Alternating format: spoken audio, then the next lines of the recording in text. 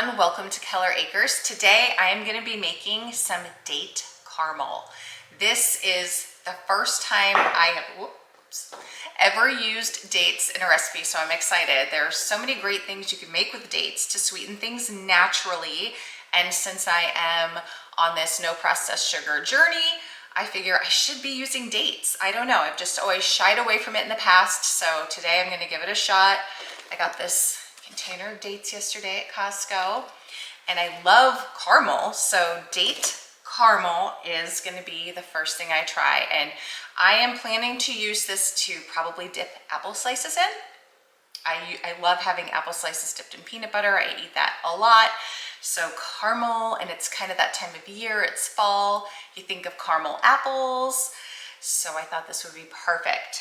For this recipe, you are going to need 10 to 12 dates. You're going to want to first remove the pit. I've already done that.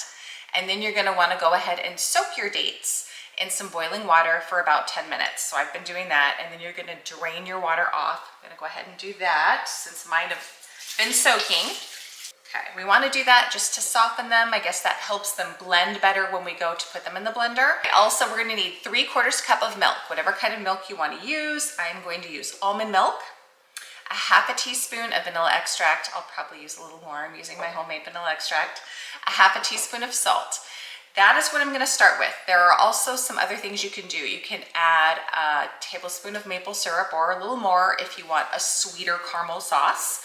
Or you can add a tablespoon or so of peanut butter and get a richer caramel sauce. And that is probably what I'm going to do. So I've got my peanut butter already ready to go. I plan to do that, but I am going to start first just with the dates, milk, salt, and vanilla, because I do want to taste it like that first. So you need a high-speed blender, of course, for this recipe. We're going to just dump everything into the blender. Super simple. I love that. Pour in our milk, salt.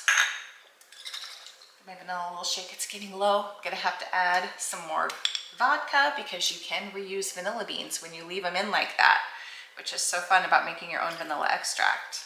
Let's get the lid on here.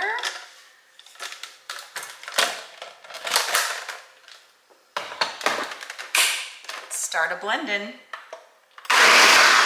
It does say scrape down the sides as needed. I'm just going to kind of do that real quick.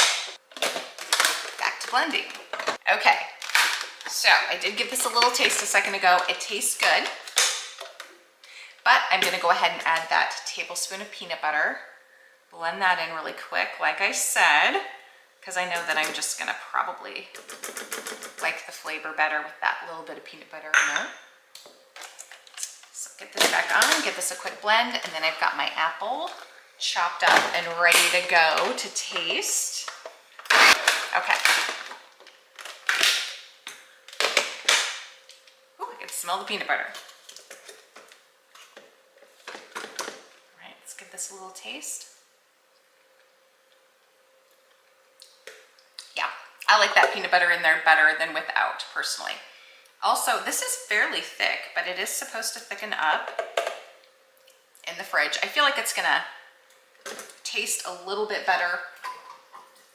Well, it's kind of warm, so actually the warmth will taste good on the apples. I don't know. It'll have a different taste, I think, when it's cold, a little bit different. I'm going to go ahead and put this in this jar.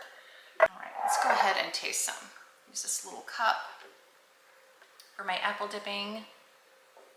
Kind of reminds me of like a thick peanut butter. All right, let's see. Definitely good. Really good with apples. It has a little bit of caramel taste. Obviously, it doesn't taste exactly like caramel. I love caramel, so not exact match to caramel, but this is really good. The dates are a great natural sweetener. It's healthy, easy, simple. That took no time at all. Oh, it tastes good.